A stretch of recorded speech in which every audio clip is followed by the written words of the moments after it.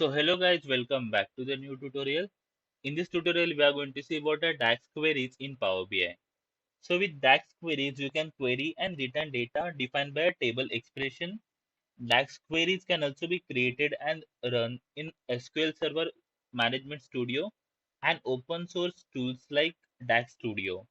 DAX queries run in SMSS and DAX Studios returns results as a table. Now there is one important keyword that is required, which is evaluate. At the most basic level, a DAX query is an evaluate statement containing a table expression. However, a query can contain multiple evaluate statements. Now let's try to understand where we can use this DAX query. So for that, I will first open Power BI desktop, and the data set that I'm going to use is this online retail data set. It has very few rows, as you guys can see, and it has four columns: order date, category, profit, and sales. Now let's say I want to apply a DAX query which will arrange this table according to my order date. So let's see how we can do that. So for that, I will go to report pane, and this is the query that I was going to talk.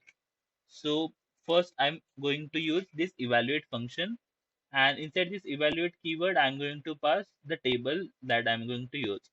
So if you see in my field section, the table name is sheet 1, so that I'm passing in my evaluate, followed by the order by statement, and over here I'm going to pass the order date.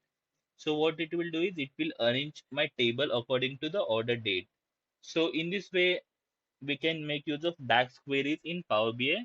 Thank you so much for watching this tutorial. Stay tuned for more upcoming tutorials.